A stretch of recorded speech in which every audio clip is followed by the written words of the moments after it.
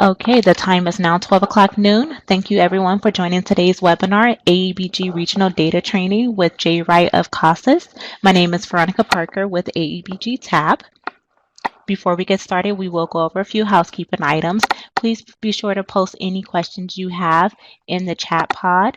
Throughout the presentation, Jay will go through the questions and answer them as they appear.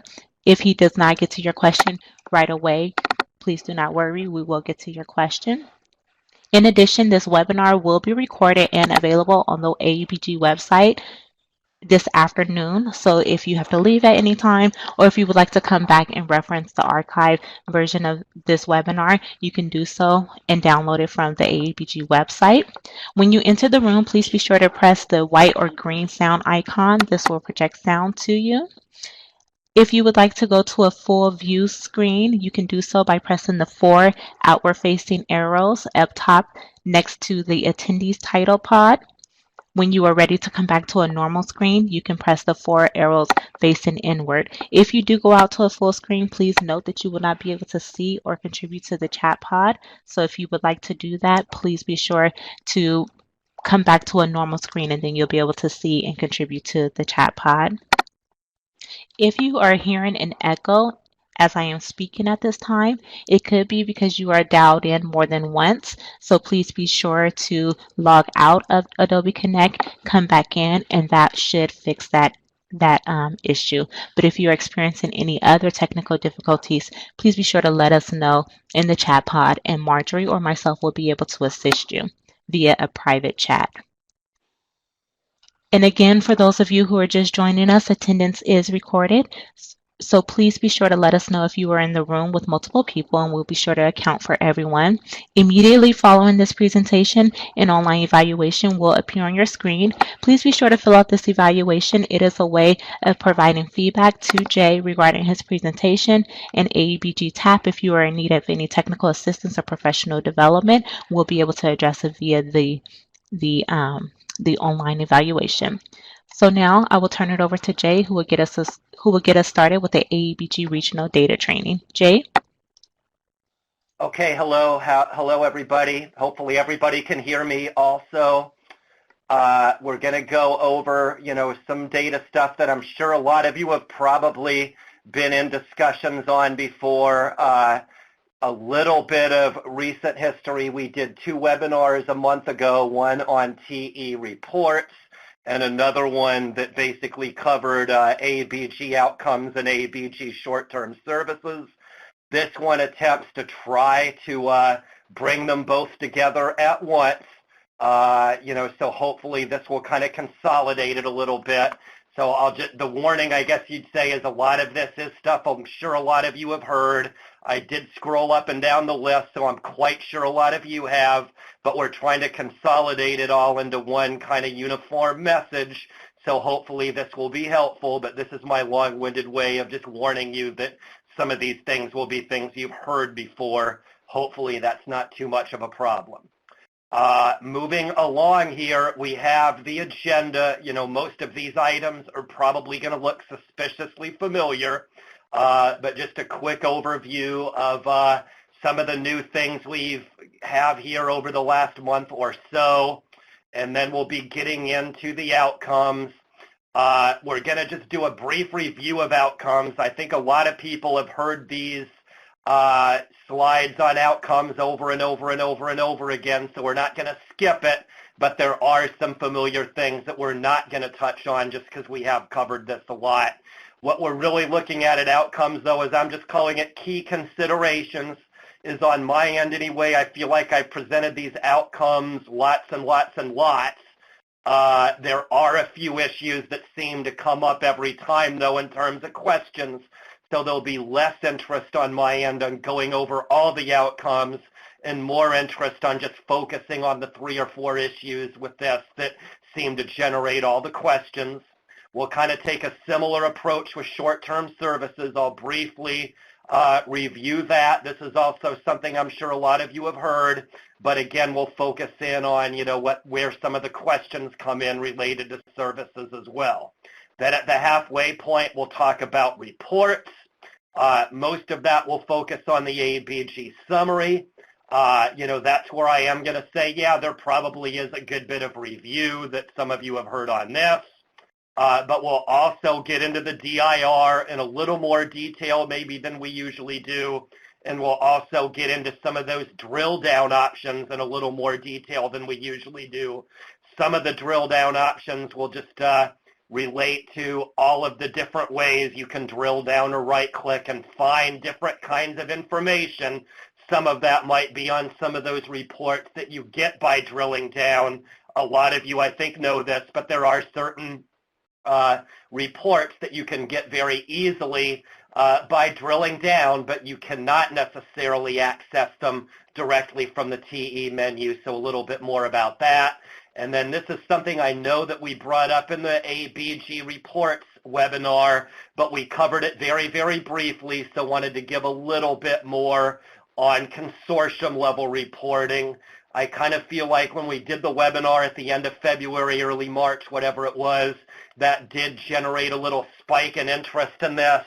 So there's a little bit of a hope by bringing it up again, there might be another little spike, but we do kind of feel like the more consortia bring in this login and do that contrast and comparison, it does seem like anecdotally it's yielded some good requests and some thoughtful questions. So the more who do this, it seems the better from our point of view. Okay, sorry for talking too long on the agenda. Let's just get into it. Hopefully you've all seen this one before.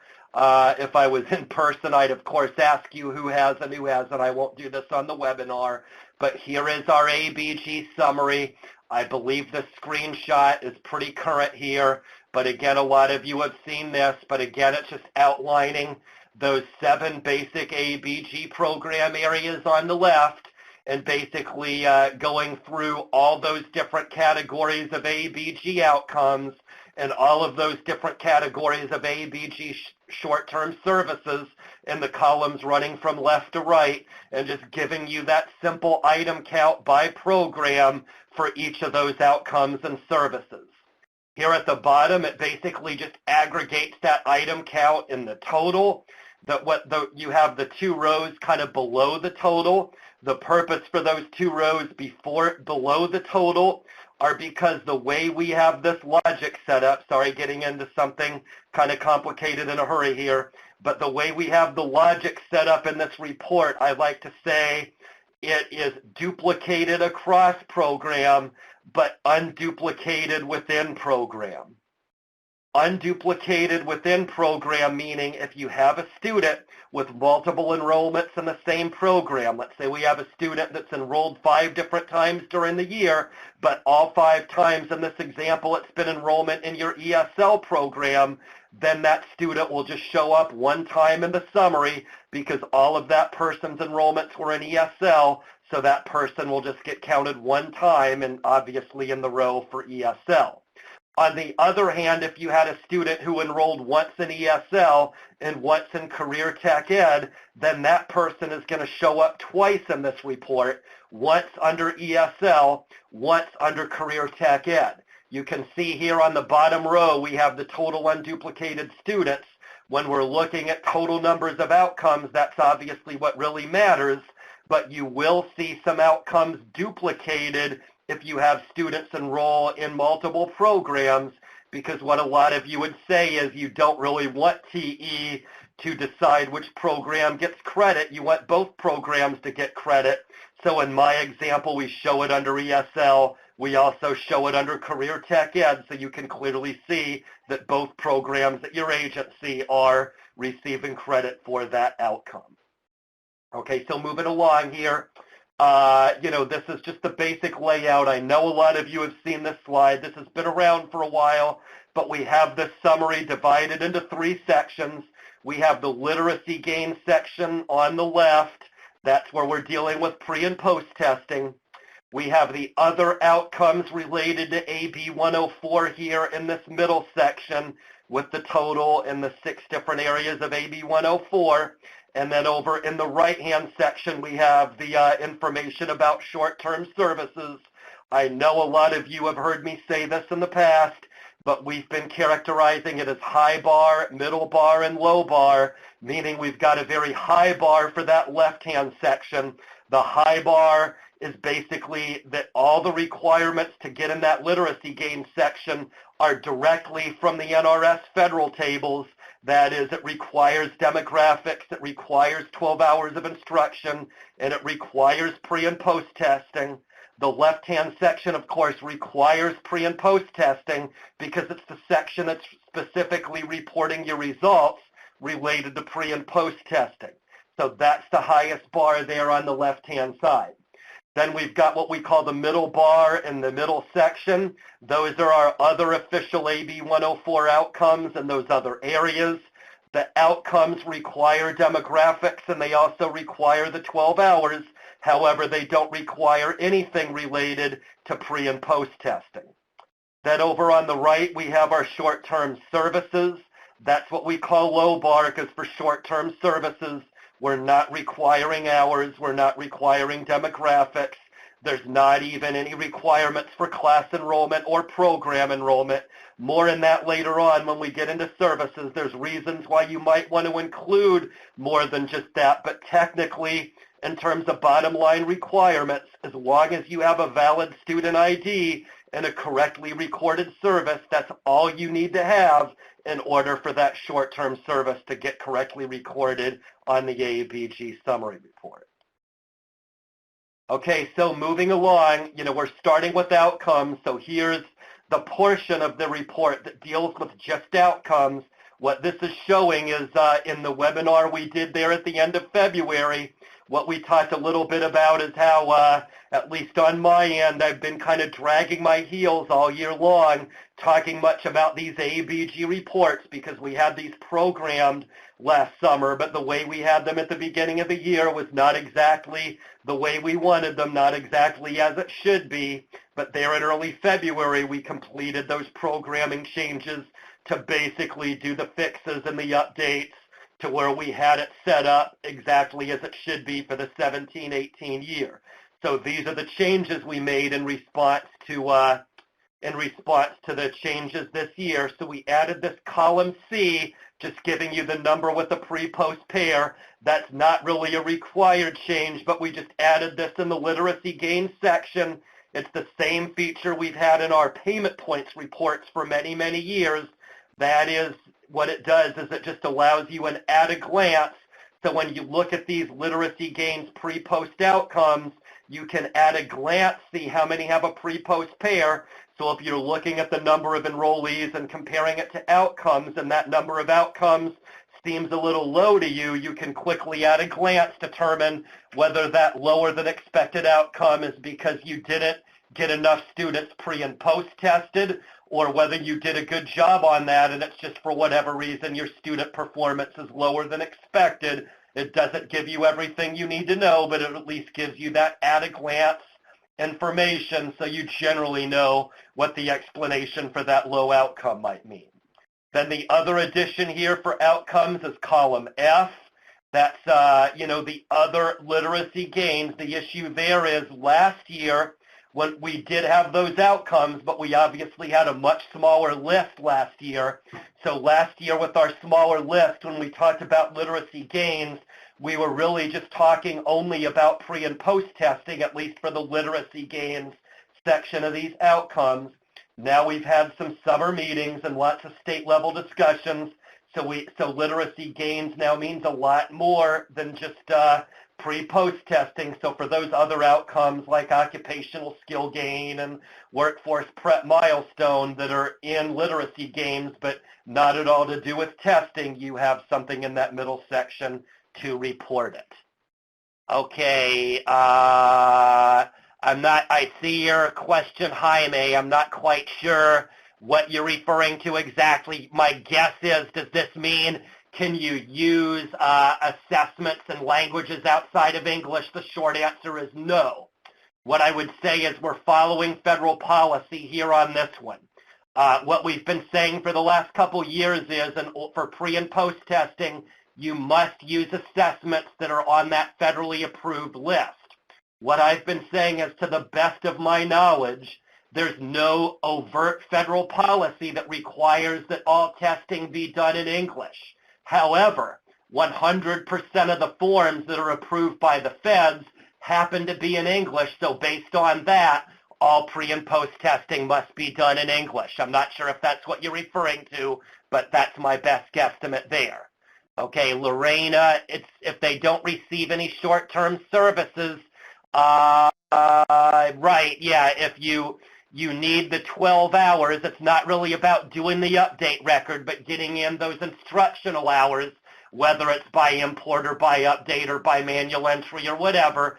But yes, for the official ABG outcomes, you need the 12 or more hours of instruction, so those students will not show up on the outcomes section until you have the 12 hours.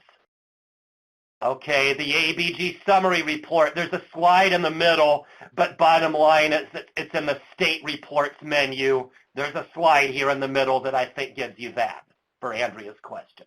Okay, moving along, the next slide you've seen many times. This is basically just listing those 6 areas of AB 104. That is the 6 categories of official ABG outcomes, and just listing which specific outcomes are part of each one of those 6 categories. You can see that. I know just from eyeballing the list of participants that most of you have seen this one many, many times before. Another oldie but goodie is this one. This is what we've been calling the Bubble Boy slide, but this is a snippet from our CASAS update record. So it's basically listing all of those different results from the form and basically showing you which specific results on the form correspond to official AB 104 ABG outcomes. We've got the color-coded symbols there at the bottom. We've aligned each of the 6 categories to a color coding. So, for example, we aligned employment to blue. So if you look over there in the upper left, got a job, retained a job, are both marked in blue, meaning that marking either one of those bubbles will yield an employment outcome for ABG reporting purposes.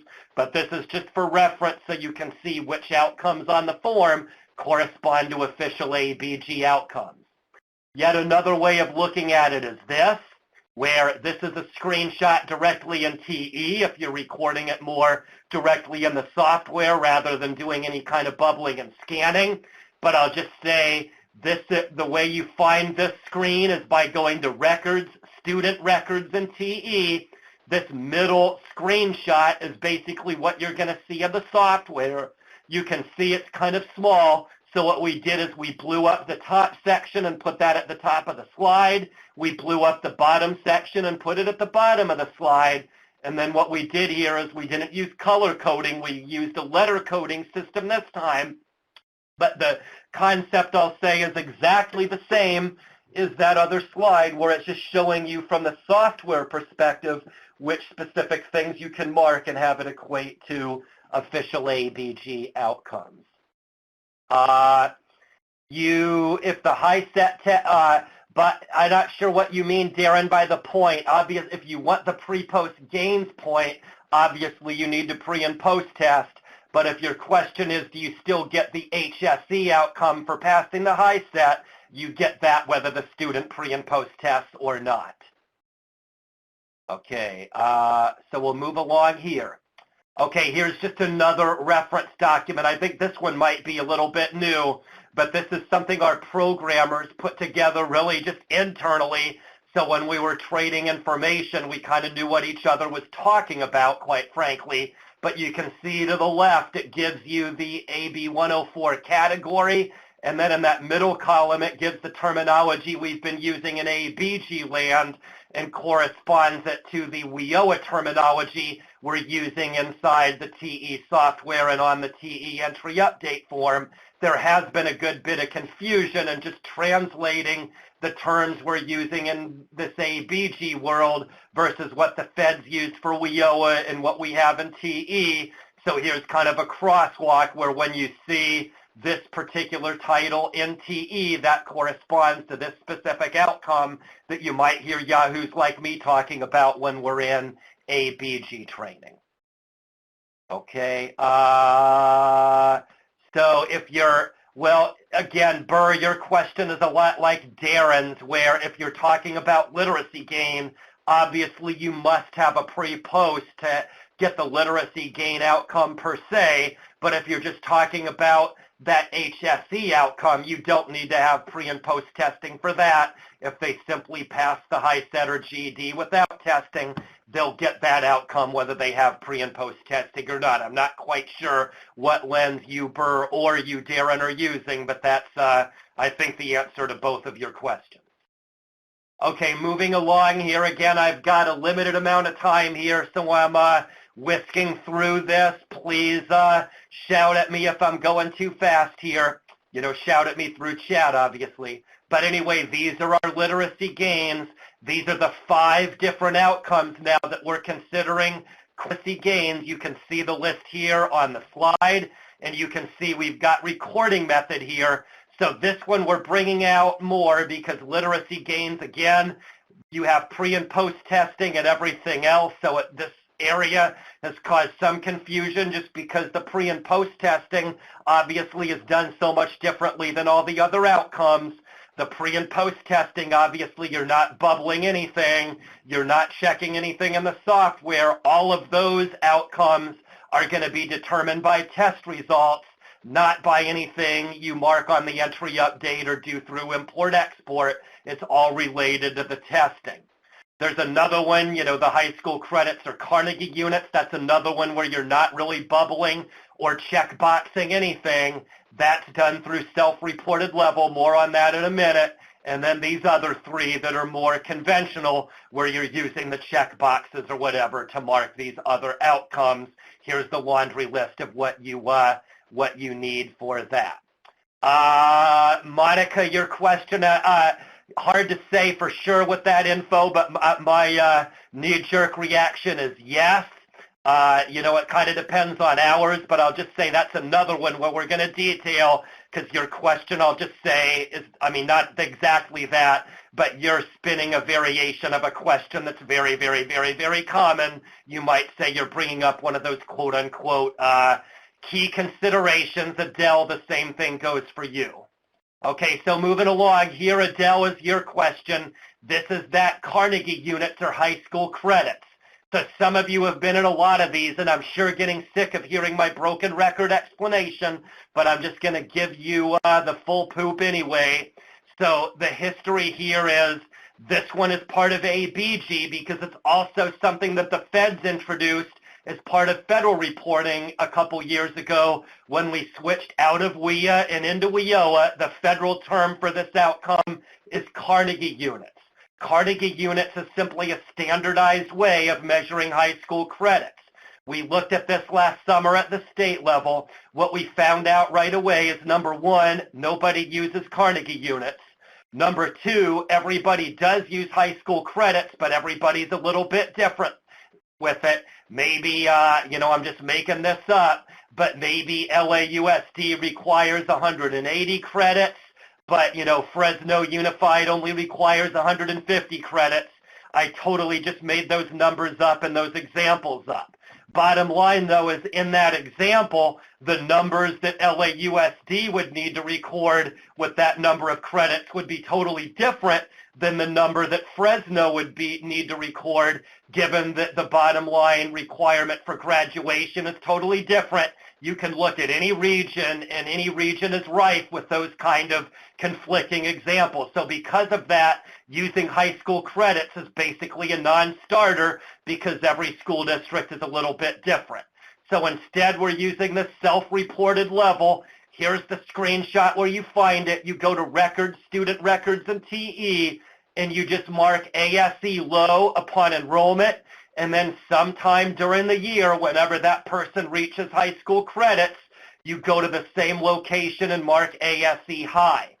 What this does is, from a federal point of view, they consider ASE low as 9th or 10th grade level. The feds consider ASE high as 11th or 12th grade level. So we're basically just recording those self-reported levels and saying the student started the year at the 9th or 10th grade level and made enough high school credits to finish at the 11th or 12th grade level at the end of the year. So the way you can do that simply is, in my example for LA, I just made it up that they require 180 credits. So if that's your example, then your magic number would be 90. 90 is half of 180. So the simple way to look at it is if the student has a number of credits less than 90 at the start of the year, that is, they're at the 9th or 10th grade level, and they have a number of credits greater than 90 at the end of the year, that is, they've moved forward and are now at the 11th or 12th grade level, that would be the way through high school credits that the student achieved this outcome. The AEBG Summary is for all members. It's not restricted. The view you get at the consortium level, sorry, I'm looking at Andrea and Bethany's question here. You know, the view you get at the consortium level is going to be different than what you get at the agency level, but both views can access the AEBG Summary. Okay, so Darren's question, does TE indicate this automatically? The short answer to your question is yes. So you're on the right track with that question, Darren. However, what TE is using with the test scores is it's basically just determining that for level placement to calculate pre-post gain.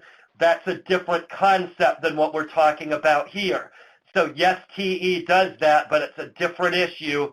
So if you allow TE to do that automatically, that takes care of everything you need in terms of pre- and post-test calculations, but it won't do you anything related to high school credits. So the AEBG Summary is under the State Reports menu for TE reports. There's a slide later. I guess I'll just say I'm going to ignore these TE menu locations on that one because I know I have a slide here coming up here later in the presentation.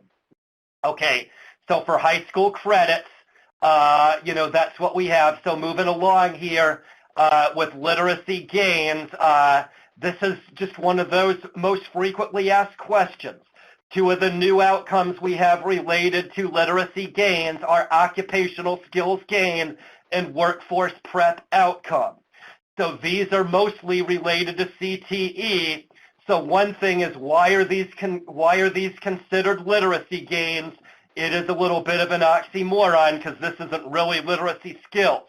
The issue has to do with the federal term called measurable skills gains. We're backing up a step and looking at the federal level with all these different outcomes for WIOA and so on.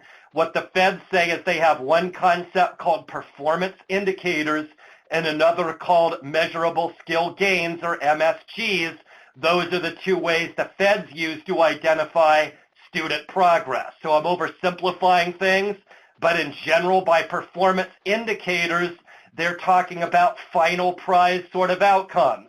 Getting a job, getting a pay raise, getting your occupational license, earning your GED. That is concrete final prize sort of outcomes that we can record for each student. I think we'd all agree all of those examples are definitely examples of outcomes we would very much like to see our students achieve. Everybody agrees those are wonderful outcomes, but at the same time, they're not necessarily sufficient to adequately document what our students are or are not doing. What a lot of us would say is if we rely solely on performance indicators or final prize outcomes like that, we're going to undernourish our students. You know, a lot of students we know are doing a terrific job in the classroom, but may not have enough time to get a job or earn their occupational licensure or earn their GED or enter college or whatever it may be. If we rely on that, we're going to have a lot of students who are performing great, but who we end up reporting zero outcomes. So we have this other concept called measurable skills gains, where we basically are carving out outcomes for our students. So I'm oversimplifying things here as well, but you might say that's what pre- and post-testing is there for, because we know for many, many students, well, they haven't gotten a job, they haven't finished their diploma or their GED yet. However, we can document beyond a shadow of a doubt that they did great in terms of making pre-post gains on their CASAS tests, so we can still show that the student is doing a great job even though that person has not had enough time to earn their diploma or GED or whatever. So that's why we consider it literacy gains, as we're putting it in that quote-unquote measurable skills gain category. The other question here is, what the heck is the difference between the two? So everybody's been bringing up that. What I'll caveat this with is this slide is definitely not the official state answer. This is just Jay's answer and Jay's answer only. There really isn't an official state answer for this, but so many people have been asking this question that we went ahead and just put an answer on a slide just because a lot of you are saying, well, hey, we don't care if it's official. We just need something to hang our hat on so when we're working with students, we know how to apply it correctly, whatever. So for my 2 cents, occupational skills gain is a portion of a longer-term program, whereas workforce prep outcome is the completion of a shorter-term program. So for occupational skills gain, we'll just say we have a student in a longer-term welding program. We'll just pretend that it's 5 semesters or 5 modules long. So the example would be the student is completing module 1. They're ready to move forward to module 2. So the student passes the skills check or passes the written test, or perhaps both that your CTE program has in place to enable that person to move from one module to the next in a longer-term CTE program. When a student does that, that's what we're considering as occupational skills gain. That's as opposed to the workforce prep outcome. That example would be, we're just saying, hey, they enroll in a 15-hour class on job search strategies, or a 20-hour class that addresses Microsoft Excel or something like that. So once they complete that class, then you could give them the workforce prep outcome. Generally for those shorter term things, there's nothing they're really passing. All they're really doing is they're still alive at the end of the class. So for that, you could go ahead and give them a workforce prep outcome. If you have a test or a skills check, great, they can pass that to get it. But in general, for these shorter term things, there's usually not anything they're passing. It's literally just they're still alive at the end of the class. But if they pass it, if that's the way you have it set up, it's okay to mark them as workforce prep outcome. For the GD, if you mean a subsection, there's no real ABG outcome for that, Darren. I will say you're in a big club of people that have brought that up. What I will at least say, because I've had literally 50 people in the last few months bring that up here during trainings, so I will at least put it on the list of things to bring up during these state-level discussion meetings as something maybe for consideration. A lot of you believe that it should be on the list, but right now, at least for this year, you've got to complete the whole GED or high set to have that count for anything. Passing subsections doesn't really count anything for ABG, at least this year. Okay, that was the questions on the chat. I think I explained this occupational skill gain, workforce prep outcome enough, so I'm just gonna move on. I guess you'll ask me more questions on it if I glossed it over, but similar slide here, we're moving out of literacy gains and into post-secondary. So the big question here relates to how do you apply post-secondary as compared to those 2 new outcomes we're saying are literacy gains. That is, when are we marking something as merely a literacy or merely a mental skills gain versus when does that student outcome rise up to the level of making it a complete post-secondary sort of outcome? The short answer is, marking by suggesting that somebody completes post-secondary is definitely a broader, bolder, more significant accomplishment, generally speaking, than simply marking one of these literacy gains, or MSG categories. So what we were saying in the previous slide is for the occupational skills gain or workforce prep milestone, we're saying we're completing something shorter term or we're completing a portion of something longer term. For it to rise up to the level of complete post-secondary, then the student is completing something that is longer term. So we'll just use that same welding example, 5 semesters, 5 modules long. So if that person is completing module 1 and does the skills check or the written test, and they've now moved on to module 2, that you might say you record as an occupational skills gain. if they are now completing Module 5 and they're basically done with the whole program and they are now eligible to receive their official occupational licensure that certifies them as an official welder in the state of California, that's when you would mark complete post-secondary because they've now completed that CTE program. That's what we mean by complete post-secondary. So hopefully that clears up what the difference is between those. I'm not seeing any questions, so I'm just going to move on with that. Okay, we're going to move on to transition. There's been some questions in this area also. Again, for outcomes, we're just focusing on where the questions are. So there's 3 official transition outcomes: transition to ASE, transition to career tech ed, and transition to college. So ASE is something that mostly will be done on a supplemental basis at the state level, but the transition to ASE is simply the student starts the year by enrolling in either ABE or ESL, and then at some time during the year moves on to high school diploma or HSE. It's basically a transition within, your basic education programs, you might say. So that's considered transition to ASE. You're not bubbling or checkboxing anything for this one. This is a little bit like that high school credits where there's somewhere else you're marking it, and there's other ways where TE is going to pick up on it, without really looking for a bubble.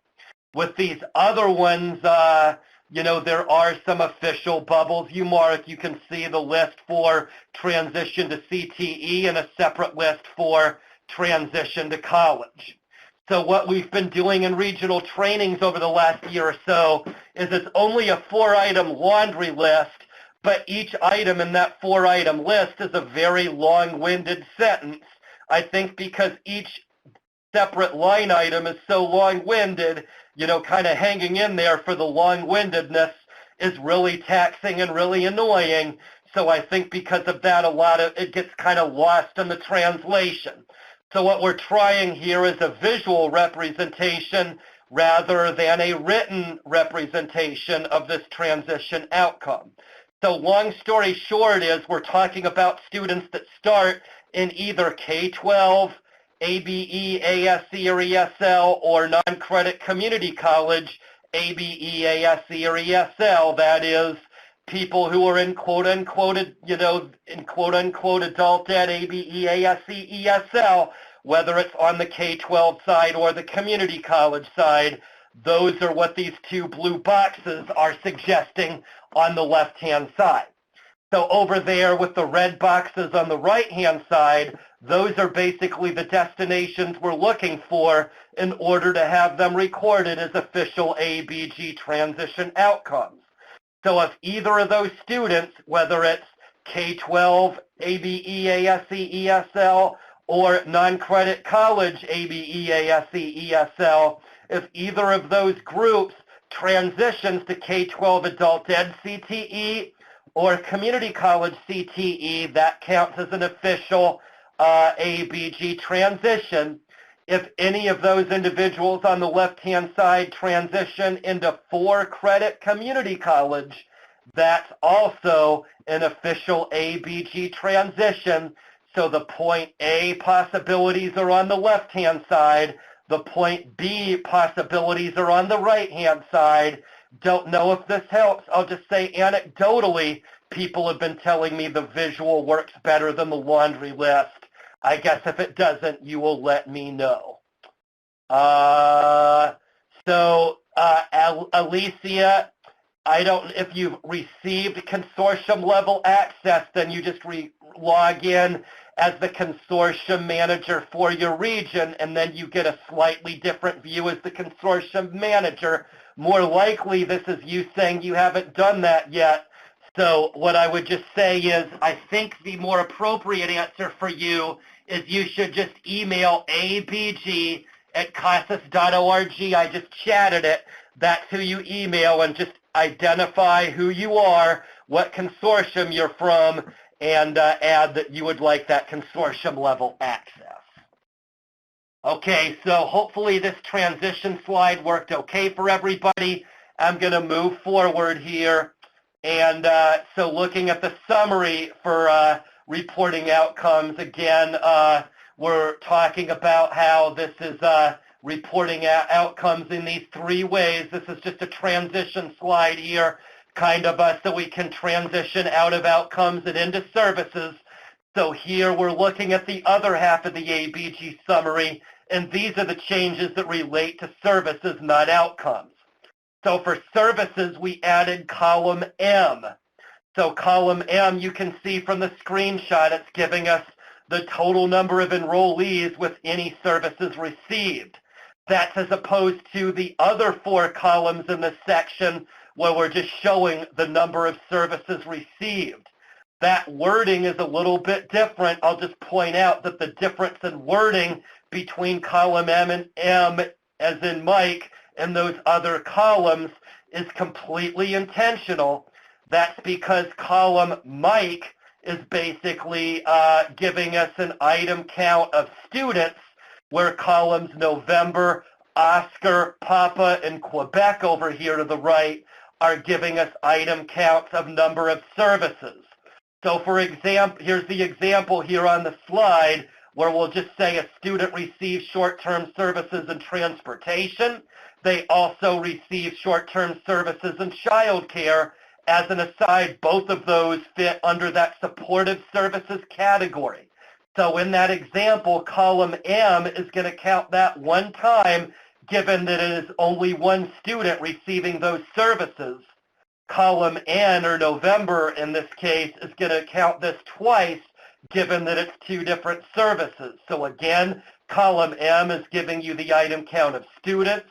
Those other ones are counting number of services. So I'm making an exceeding fuss about this one because everybody wants the math to add up, but quite frankly, the math rarely, if ever, will add up based on this explanation.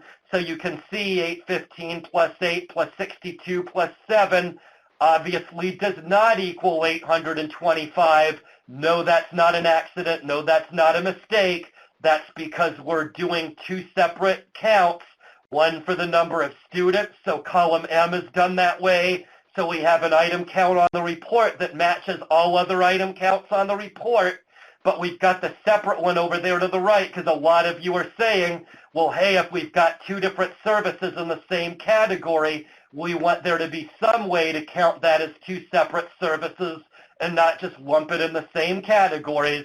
So this is basically part of our effort to ensure that, yes, you can have it both ways here with the services. So hopefully there's some clarity there somewhere. I'm not seeing any questions, so I'm just going to assume this is crystal clear and just go ahead and move on from this point. So again, here's our short-term services. This is the screenshot right here of where you can get into this a little bit more. And then moving along here to the next slide, here's some more TE-specific information. So again, in TE, we're going to records, students, in-program years to go ahead and access the screen you see on the slide here that gives you the screenshot for services. You can see there's three sections of the screen, one for supportive, one for training, and one for transition with a 10 or 12 different checkboxes included under each section of this screen. So you can just go to record students in program years and record all the services that apply to that particular student. If you prefer, you can use the update record, field 8 on the update. I'll just add that the update record is not nearly as detailed as TE. I'll also add anecdotally, not that many of you are using the update for this, but I'll point it out because it is totally okay if that's what you're doing. If you report the lesser level of detail, if you're doing it this way, that's fine. The question here is, what if you mark the update record instead of TE? The short answer is there's a checkbox. It's either called unspecified service or other service or whatever. There's a generic checkbox in each of those three sections. If you use the update record, it'll just go in that generic one that doesn't really specify any particular service if you decide to use the update record rather than go directly in TE. Okay, I'll continue to move along here. So for supportive services, again, we're not going to go over every single service. What I'll bring up here is I think it was the early March webinar, we got into this a little bit. And what we did do for that webinar is we created maybe a 4 or 5 page Word document that provided some informal definitions for every single service in TE. That's another one of those where it's definitely not the official state definition, but a lot of you are saying we don't care whether it's the official definition. We want something instead of nothing. So that's exactly what that services document does, is it gives you something instead of nothing. A lot of you are saying you want some kind of definition just so you have something to hang your hat on and you can follow some sort of guidance. So there's a detailed document that you can get from the AEBG TAP website with all the specific services. In this webinar, we're not going into the specific services, but we are kind of defining these categories. So starting with supportive, those are the supportive services are the services that are basically dealing with the individual's personal issues. You might say, you know, did they need child care? Do they need help with transportation? Do they need financial assistance? What is it going on with that individual personally that might be getting in the way of their ability to attend your adult education program? So if you're providing counseling or mentorship or extra trainings or whatever that address the student's personal issues, generally speaking, those are going to be the sort of services you find under supportive services. Then the second category is training services. Here's the screenshot for that. Kind of oversimplified, but training services address issues that are more directly related to the things the student is learning in the classroom. So again, things like transportation or child care that are more personal in nature are supportive services. If it's more directly related to job skills or accessing resources in the community, or things that more directly relate to getting a job or accessing job training or college or whatever, that would be something you would mark under training services. And then last but not least, we have the transition services. This is more directly related to making the transition to college or work. If we already have the student kind of established at point A at our non-credit community college or our K-12 adult school, and we're looking to move the student on to bigger and brighter things, and we're providing that training or counseling or mentorship or whatever to move them forward to bigger and brighter things, then that's what we would consider as transition services. Sort of like we explained in detail, you know, in the webinar there a month ago, is if you're not doing it not exactly this way, if you already have a method that you've been following, the short answer is you're not really wrong, because again, there's nothing really official at the state level that's telling you exactly what the right way of doing this is versus what the wrong way of doing this is. So no, I would not recommend committing lots and lots and lots and lots and lots and lots of time just to align this according to the way we've outlined it in this PowerPoint. But if you've been a little confused by this and you're just looking for something straightforward that you can hang your hat on and follow some sort of guidance, this is definitely the guidance that we're recommending that you follow. The document, Solano, is on that AEBG TAP website, so you can go there. I don't know the link off the top of my head, but just go to that AEBG TAP website. Okay, moving along here. Okay, so here is that screenshot that people were looking for. This is the one that shows you we're going to reports, state reports, California. I don't think we can be any more detailed than that. This is why I just started ignoring all those questions about menu options. This is it right here. Don't think we can be any more detailed than this as far as, you know, giving you that menu option. So this is where you go to access every single AEBG related report in TE. If your confusion is you're expecting to see something called AEBG Summary, the one you're going to is called AEBG Tables. The AEBG tables include a variety of reporting tables for AEBG, including the AEBG Summary. Okay, so moving on. I use that to answer that question. That's obviously not why the slide is there. The slide is there as kind of a placeholder.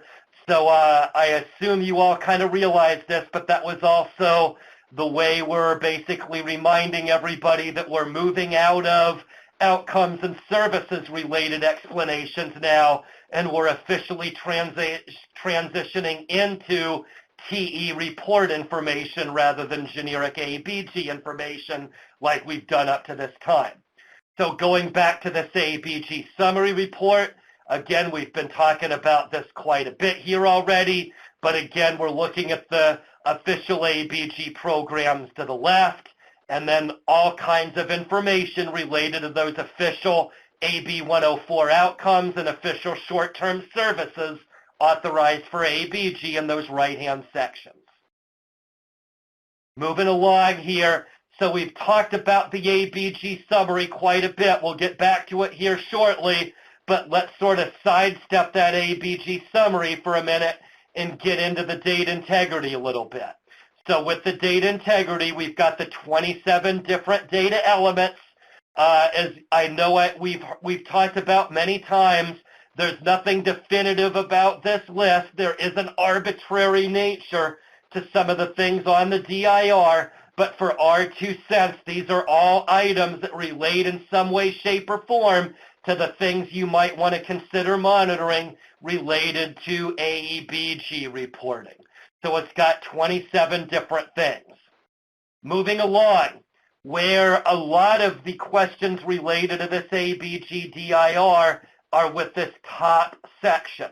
So we really went to the nth degree in explaining this top section, and I will totally admit this top section tends to get ridiculously unnecessarily confusing, but we'll just say the issue, and warning, I used the warning in an in-person meeting we had yesterday, and the warning seemed to alleviate the obnoxiousness of this explanation a little bit, so I'll do the same here.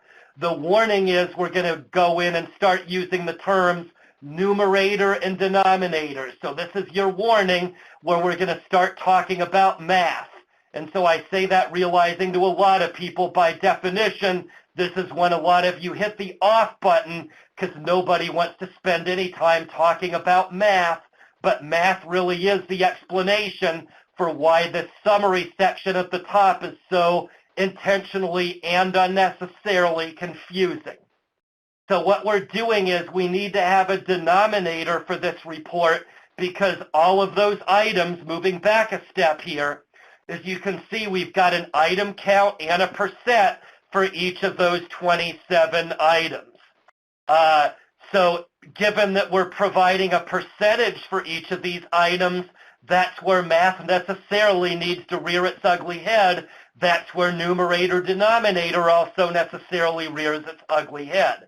But in order for us to use the denominator, obviously, for these percentages to mean anything, we need to be sure to use a consistent denominator for each and every one of these 27 items. So this is basically what we're doing back in this top section, is the denominator we think is far and away, it's not even close, far and away the most logical, consistent denominator are going to be those learners who have enrollment in one of those 7 official AEBG programs.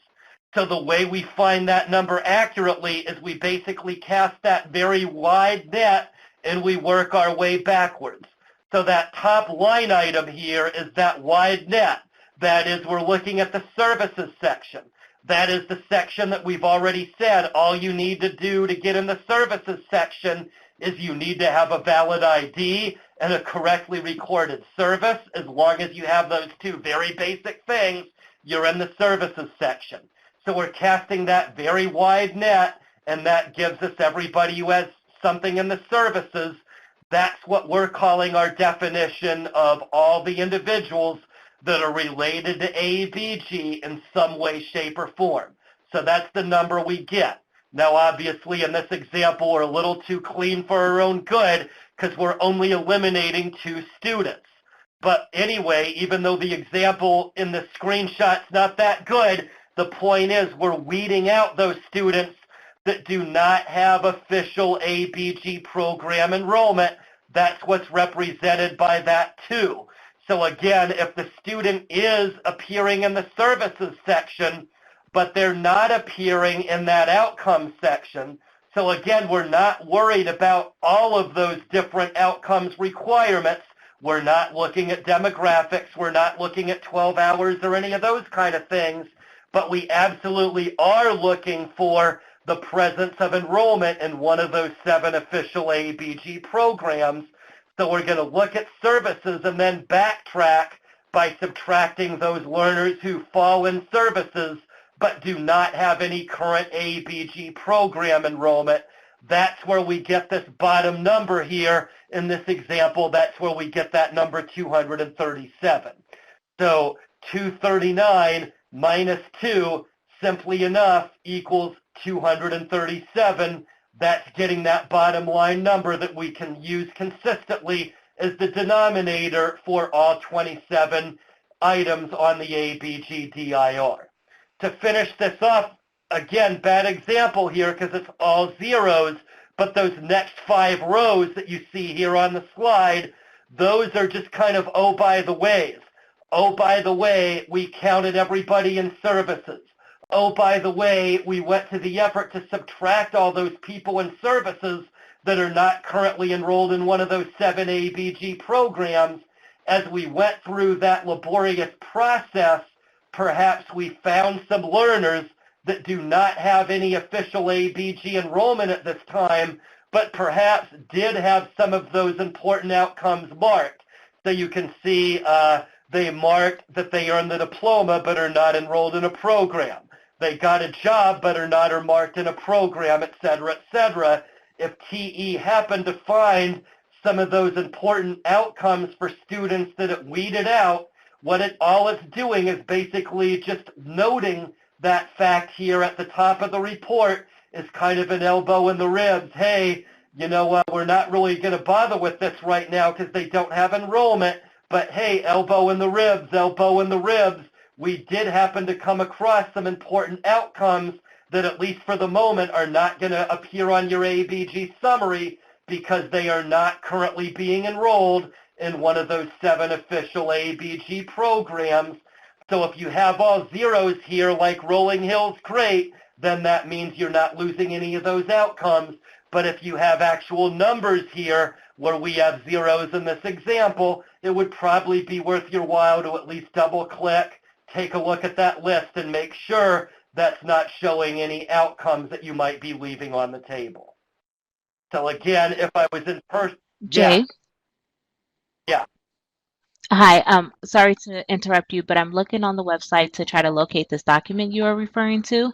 And are you referring to the one that's the first table on the document says supportive services received in program? I don't know, what do you mean? And then it has transportation, So are you healthcare. talking about the document or the slide? The document, sorry, I I'm don't trying to remember get what the title of our the document participants is, the but link that to is the what it document. refers to. But in that webinar there, late February, Okay. early March, we did a PowerPoint, and there was also a Right. short 4 or 5 page Yes. Word document that was also posted. If you can't Okay, find great. it, I've I'll just located do it. after Thank this you. training, and you can post it alongside this one, I suppose. Yes, I've located it. Okay, Thank great. you. Okay, if I was in person, I'd ask to make sure everybody follows this, but I'm not, so I'm going to move along and just assume no news is good news here, and hopefully that convoluted summary explanation made sense to at least a few of you, and I'm going to move on and get more into item description. So again, we have the item description for each one of those 27 items on the AEBG DIR. So again, for all 27 items. We have the description, we have the item count, and then we have that percentage using that uniform denominator that I just went through, painstaking, obnoxious elements to just detail, way more than anybody really wanted, most likely. So that's what we have down below that. So everybody asks which ones are important and which ones aren't important.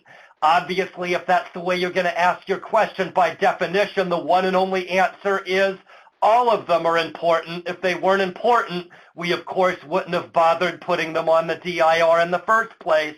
So if that's all you're giving me, that's the one and only answer I'm ever going to give. But looking at relative importance, again, there's no real way to look at every single item and give you a definitive answer. But to at least address the question, what I've done is I've divided the DIR into 3 broad sections. So the first one we're saying is items 1 through 10, DIR item 1 through DIR item 10. Those are the ones that I'm calling the showstoppers. So the ones that I'm calling the showstoppers are going to be items 1 through 10. These are the ones that are, for the most part, the ones relating to official AEBG requirements. These are the ones that deal with hours, demographics, and pre- and post-testing. So they may not be required for everything, but they're required for something that relates to official AEBG outcomes. The 2 that you might quibble with related to that explanation are the ones under item 3 that deal with education level and the ones under number 6 that deal with labor force status. We're still calling those kind of showstoppers because they're technically not required for AEBG or WIOA anymore, but we would still strongly suggest that those should be there. There are some indirect things we're having that helps. So we're keeping these in the top 10, so to speak, and presenting them as showstopper items. We really think these are things that everybody should be marking here. Moving along here, the next section are item 11 through item 22. You can see the definition on the slide. What I've been calling this section from item 11 to item 22 are primarily WIOA-related items. So some of these directly relate to AEBG, others not so much. But the bottom line for these items on the numbered 11 through 22 relate more to WIOA issues. And we're putting it here on the DIR because we're, of course, aligning to WIOA and AEBG. We're trying to get our data as much like WIOA as possible. So we have some WIOA-related issues here for your information. So we have things like periods of participation, barriers to employment, who's co-enrolled in WIOA Title I, Title III, and Title IV. That is some of these issues that relate to WIOA requirements. They may not necessarily be required for AEBG, but we're still putting them on the DIR because, again, we're aligning to WIOA. So the more consistently you're able to be aligned with WIOA, we would say the better you're doing with your AEBG data submission. Then moving on to the last section, items 23 through 27. This last section of the DIR, you might say, is more AEBG specific. Items 23 to 27 are focusing on the areas related to AEBG outcomes. So you can see examples here where, again, we're reporting each of those 6 areas of AB 104 and showing you how many earn the outcome, and then directly below each one of those sections, who appears to have something marked but is not currently qualified for that outcome because of some issue related to hours or demographics or whatever. So simply 23A relates to high school diploma and high school equivalency. So 23A is showing you the total number that have that outcome marked, and then below that in 23B, how many might not necessarily be registering as an outcome because they didn't qualify for AEBG reporting for whatever reason. So that's kind of what we're using 23 through 27. Okay. Okay, and again, I don't know if I would say not important, but in general, I'll say that's yes. Items 17 and 18 are definitely not required for ABG reporting.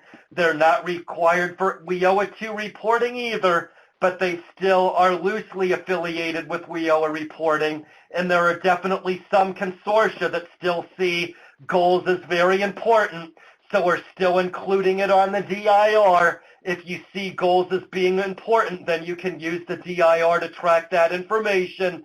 If you've already made the determination that, hey, it's not required, so it's not something we're worried about at our agency, then if you've got a high number there, the short answer is you don't need to worry about it that much because you're correct. No, it is not required. Although the quibble I would just say is I wouldn't necessarily say not important. I would just say not required.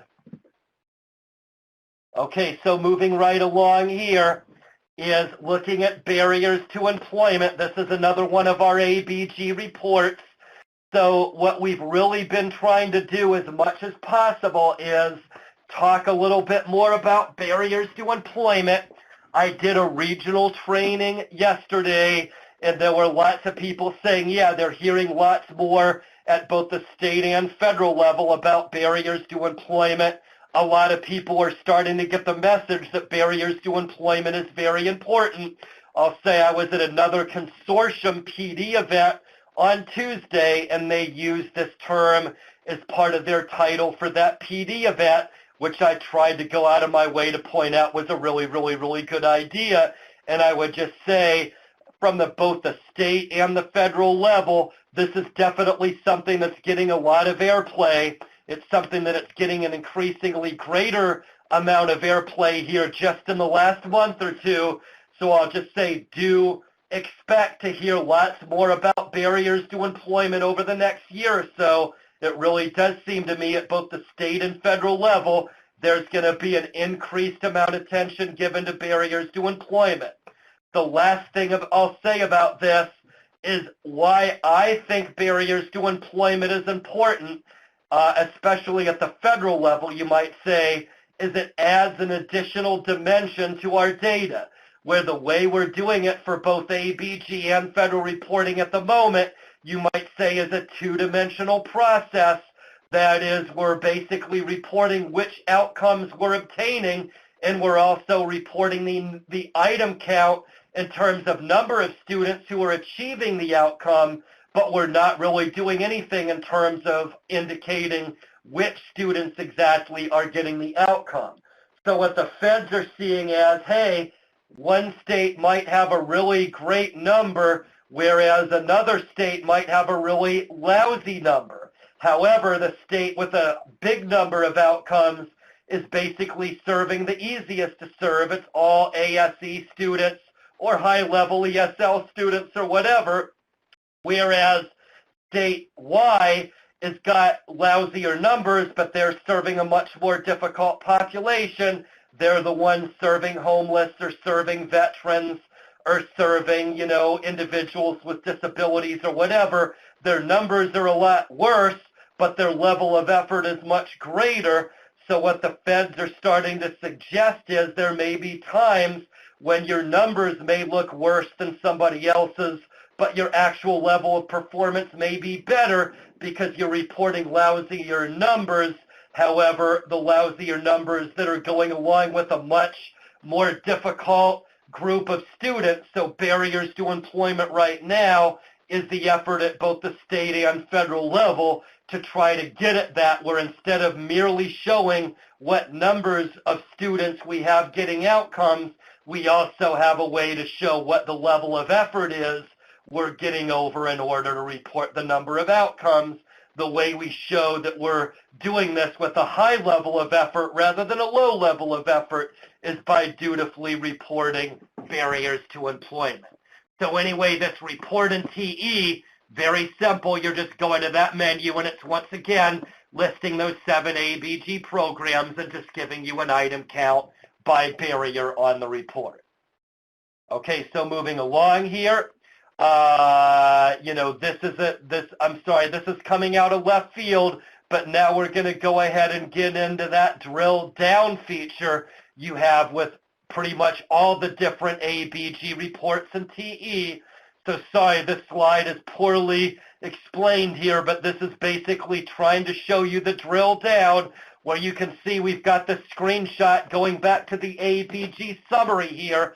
So you see that arrow is pointing to that number 102. That is the cell that's showing that we have 102 enrollees presently in our ESL program. What we're trying to show is we double-clicked on that 102, and what that does, not so coincidentally, is it's generating a lister of exactly 102 students. I say not so coincidentally.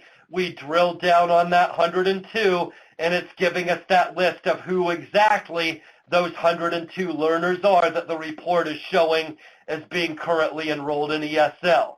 So we can do that with pretty much any cell on the AEBG summary. We can do that with pretty much any cell on any AEBG report inside TE, period.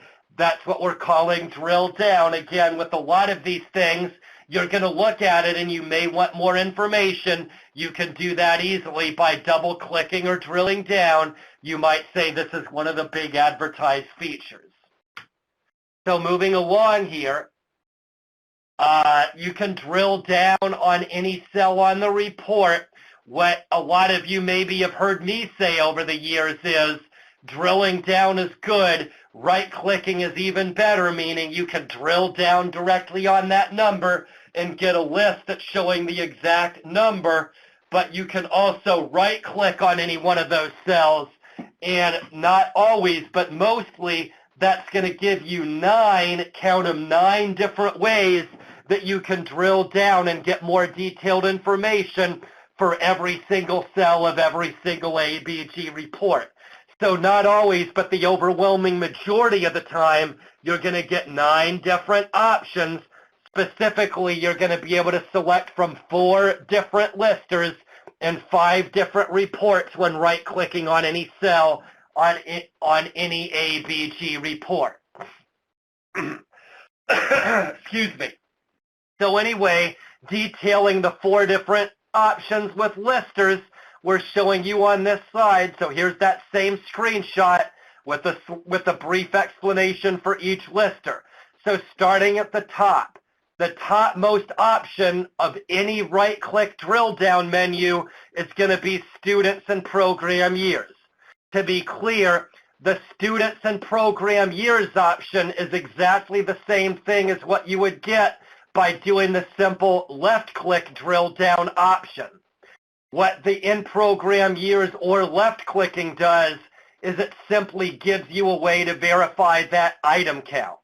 So what we're saying is if all you're really interested in doing with the drill down is simply verifying that item count that the report is showing you, then left-clicking or selecting in-program years is generally the best option to go. Hey, I don't really want to get into details yet, but I just want to see exactly who those 102 enrollees are, who exactly those 54 students that actually are achieving the gain are. If all we're interested in is verifying the correct identity of the students, then left-clicking is generally speaking going to be the simplest, most effective way to drill down and get that additional information. On the other hand, if we want more information than that, where we not only want the identity, but we're wanting to get more information as to why they may or may not appear on a certain list, then more likely we're going to use one of these other 3 options. So we have student population, student program population, and student record population. Most obviously that terminology is God-flippin' awful because it all sounds the same. But again, in a lot of ways, from a programming point of view, it is very similar. So just to spell out that terminology, student population corresponds to demographics. So if your suspicion is you might be losing some students because you have students missing demographics or maybe recording incorrect demographics, then you'd want to right-click and drill down to student population. As opposed to student program population, that's where we're getting program enrollment. So if you suspect that the issue is you've got students in TE, but you have not necessarily recorded them under one of those 7 official AEBG programs, then the suggestion would be to right-click and select student program population. That's the lister that's giving you the student-by-student account of what program each student is enrolled. Student record population is going to that student records lister. That is the lister in TE that includes all of those different outcomes we get on the TE update record. So that's where we're going to get all of the outcomes, that we have related to get a job or enter college or enter job training or transition to 4 credit or whatever. That is all of those options you might associate with the ones that are on that bubble boy slide, say, well, we're just looking at outcomes and we feel like we should be doing well with outcomes, but for whatever reason our DIR disagrees, then we might want to right-click and drill down to student record population. That's where we can open up each individual record and reconcile which specific outcomes are correctly recorded for the student versus which outcomes may not be correctly recorded. If so, we can go straight to that student record option and edit and correct any outcomes that we may have forgotten to record or recorded incorrectly. Okay, I'm not really sure what your question is, Darren, on that, so sorry, I'm going to need clarity. I don't know what you mean by that one. Anyway, so those are our 4 drill down options related to listers, and then we have the 5 options related to reports. You can see here are the 5 options on the slide. So starting with the top report option called the NRS Monitor. The NRS Monitor is basically the report that tells you everything you ever wanted to know about that student and more related to state and federal reporting. I'll add the weakness with NRS Monitor is the same as the strength, where the strength is the NRS Monitor pretty much tells you everything. The weakness with the NRS Monitor is it tells you pretty much everything. So it will give you everything you need, but it also gives you a lot of stuff related to federal reporting that may be more than you need. But bottom line is it looks at the student related to NRS qualifications and looks at all the things related to NRS reporting. So again, if you want that high level of detail, great, look at the NRS Monitor. In general, I would say in most cases that's probably going to be too much detail, but if you get in the situation where you feel like you've exhausted all of the viable options and you still have no idea of what might be going on with a particular student, as a last resort, you might want to right-click and drill down to NRS Monitor. That's what's going to give you, the nth degree levels of detail. Then we've got Outcomes Monitor and Services Monitor. Those have similar purposes, but for different areas, where if you want to find out more information about which specific outcomes each student is learning, you can drill down to Outcomes Monitor. If you've got the same question, but it's for services, not outcomes, you can drill down to the Services Monitor. More on those 2 in a minute. Then the Assessments Audit, very, very, very, very, very confusing. But if you want to get down and deep in the weeds about how TE is governing things related to pre- and post-testing for each individual student, you can right-click and go to the Assessments Audit. Then we also have the AEBG DIR. That's basically generating the entire DIR for just a specifically selected group of students. More on that here in a minute as well. Okay, so starting with the NRS Monitor here. Starting with the NRS Monitor here, this is giving you all the details and you'd ever want to see and more. You can see it's giving you the student info to the left, ID, gender, date of birth, whatever, or age, whatever, basically giving you information about hours and testing here in the middle, giving you information you may or may not want related to periods of participation, and then giving you some general information about state and federal outcomes over here to the right. Again, basically everything you wanted to know about each student and more. You can look at the NRS monitor. Again, it will give you just the students that appear in that particular cell of the report. The one caveat here is no, when you generate the report, it doesn't give you this big blank spot over here to the left. It doesn't look that goofy. But again, we're looking at real data here in the screenshot. So we just whited out all the information that relates to specific students so we could use the screenshot and show you what this drill down report looks like. Okay, anyway, let me just move on here. I'll have to direct this. This question I'll have to deal with in the chat. Sorry, it kind of pulls me away from the feature presentation a little bit too much. Anyway, so that's the NRS monitor. Okay, then we've got the outcomes monitor. Gotta say, I'm not sure why I even have this slide in the presentation, but this is just reminding me or you that when we're talking about outcomes, we're talking about the 6 areas of AB 104. For whatever help, there's those 6 areas. This slide probably doesn't need to be here. But here's the outcomes monitor in the flesh, where once again we kind of stripped out student names so we could use this slide. But just to be clear, when we look at that AEBG summary in general, it's going to give us the outcomes, but it's only going to give us the level of detail as it pertains to each of those 6 AB 104 out categories. So for example, under employment, you can see we've got some of these students that show get a job. But if you've looked at this, you know when we talk about employment outcomes for AB 104, that means get a job. That also means got a better job. And that also means entered military. Any one of those 3 bubbles or check boxes corresponds to that enter employment category for AB 104.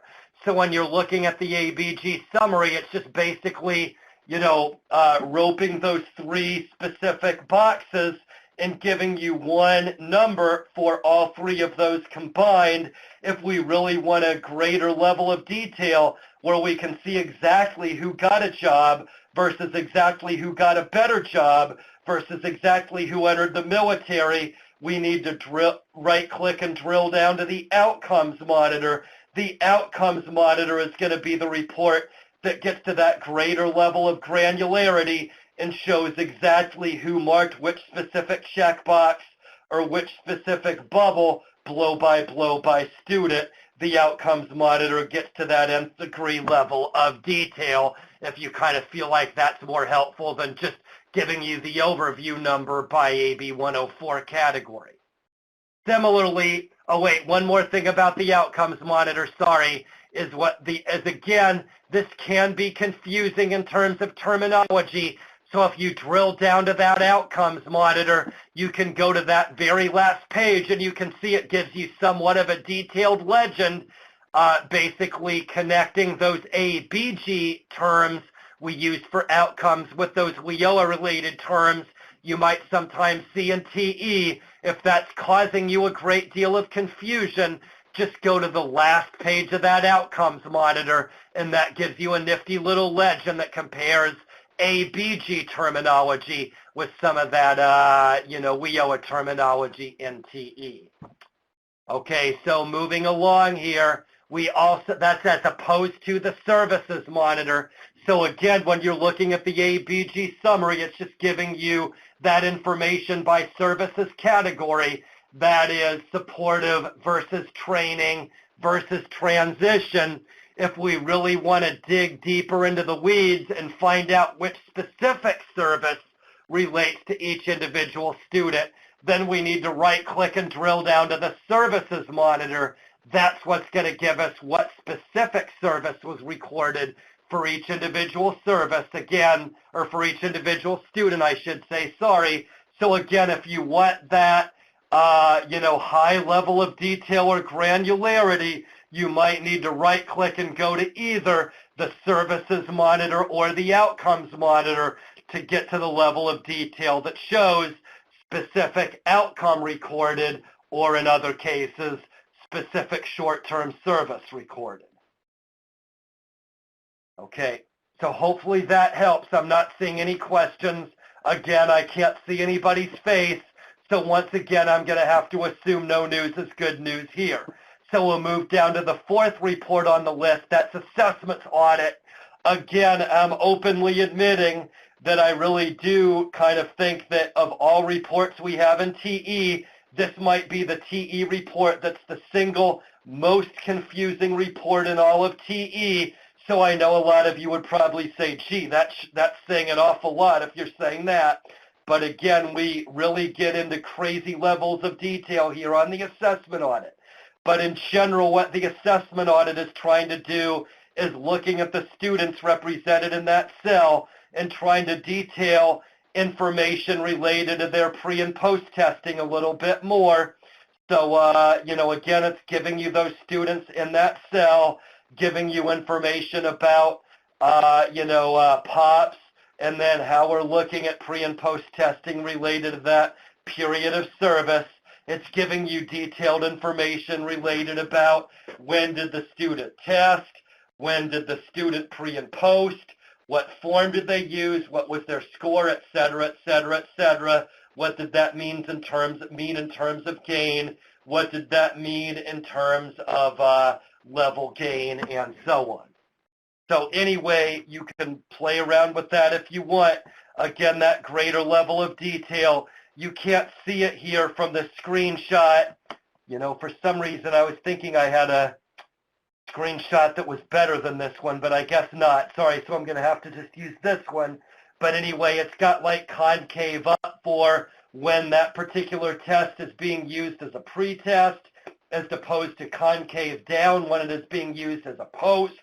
There's a column in here for proxy, where that doesn't necessarily refer to the TE proxy wizard, but it refers to when TE is using proxy-like concepts, where what it's really doing here is a lot of times trying to use that one test and giving it as much utility as possible. So the example is there's lots of times when you might have a test that's being used as a post-test in POP 1, and then we turn around and use that exact same test form as the pre-test for POP 2. That is solely just so we can get a pre-post test pair as many times as possible. So it's getting into that crazy level of detail. It also, this is one where we probably should have used a color slide because it's also using red font, it's using green font, it's bolding. Again, I'm going to stop, give this a mercy killing here, but again, it's getting into a rather extreme level of detail. If you're hearing all this stuff and saying, why would I ever care about that? Then I would just say, don't use this report, use one of the other drill down reports. But if you really want to get to that nth level of detail related to pre and post testing, there's literally no way there's a level of detail that this one doesn't really already get to. Okay, I'll give that one a mercy killing here, but I'll move on to last but not least, AEBG DIR. Again, when you drill down to the AEBG DIR, it's the same report, but the look and feel is a little bit different. The formatting issues are a little cruder, you might say, a little less refined, but it is the same DIR. But again, if we want to just get, like in this example, what we did is we just found there's currently 48 students currently enrolled in our ABE program. So we don't want to look at everybody. We only want to look at our 48 learners at ABE. So if we want to get that view for all the different DIR items, but we only want it for a specific subset of our students, the way we do that easily is we can filter that DIR from the main menu, but the even better way is to just right-click from that AEBG Summary, right-click and drill down, and that will give us the DIR for those very specific number of students. And again, we can get to really deep levels of detail. We can look at who specifically is getting one particular outcome, who specifically might be getting one particular service, et cetera, et cetera, et cetera. Okay, hopefully there's something of use here. So we're finishing up here. We're just about over here. but we've got the consortium manager reports.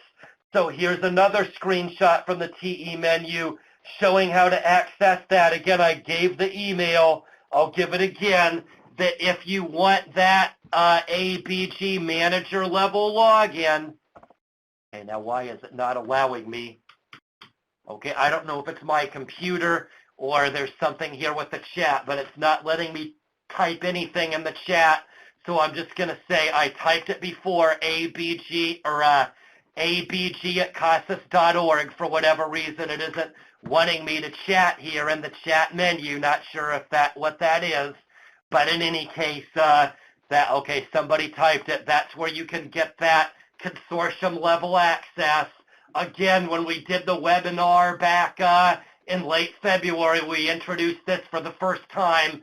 At that time, we said we were restricting one consortium level access per consortium. What I heard after that first webinar from a few different people is, hey, we really love these reports. We think this is a great idea. However, we think it's a terrible idea to restrict it to just one person. So we had to admit, yeah, that really isn't necessary. So what I'd say, what's changed from that webinar a month ago is we still have these same reports, but we are allowing more than one person access per consortium. If you've decided you want to do that, however, we are saying please email. So if your consortium manager has already requested access and benefiting from the access, it's fine for the assistant manager or the TE manager or for the dean or principal at any individual school or college or anybody else to email and get that same consortium level access. It requires multiple logins, so it does require that second or third or fourth person to email us to get that special login access, but it's fine for as many people as you see fit to get that consortium level access if that's something of interest to you.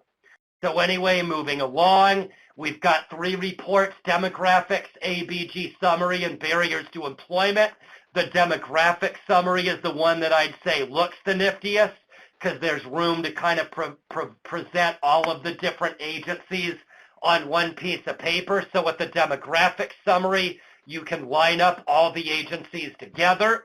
And then once you do that, you can basically get an item count and a percentage by agency. So you can kind of stack agency by agency all on one piece of paper and compare each item count and percentage agency by agency. That's why I say it's the niftiest layout. We also have the AEBG Summary available, but I'd say the layout is not quite as nifty simply because the AEBG Summary is a little too detailed to have that line up agency by agency like we do for demographics, but it will just print out every single AEBG summary for every participating agency in the consortium if you happen to have that consortium level view. And then finally, we have the same thing for barriers to employment. Once again, you'll get a separate page for each agency, but again, once again, you'll just have to get one page for each participating agency.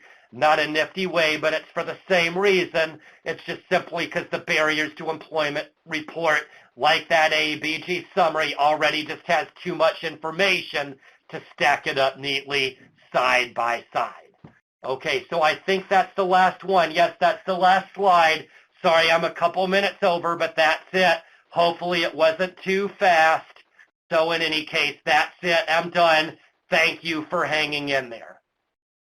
Okay, again, it's AEBG. Veronica just typed it in, abg@casas.org. Martha helped me out by typing it in here as well. You know, it's actually typed in several different places in the chat transcript. Okay, I'll pause here and stop here for a minute if there's any other last-minute questions. My guess is I ran over, so most of you are running for the hills right now. Veronica, is there anything you needed to add here or anything you need to do? No, I do see a few people who are typing. It looks like they're all saying thank you and excellent job. So yes, thank you, Jay, for today's presentation. It is much appreciated. For those of you who are still logged on, please be sure to complete our evaluation to let Jay know what you thought about today's webinar, as well as provide any feedback for professional development or technical assistance opportunities. In addition, please be sure to log on or register for next Tuesday's webinar. That will be implementation and data collection for AEBG MIS data elements. So if you are a practitioner working with MIS data, please be sure to join us for that webinar at 1 o'clock on Tuesday, April 17th. April 17th. We also have another NOVA webinar next Friday, April 20th. So please be sure to register for that webinar as well. Thank you all so much and have a great day and a great weekend. All right. Thank you very much. Thank you. See you later. Thank you. All right.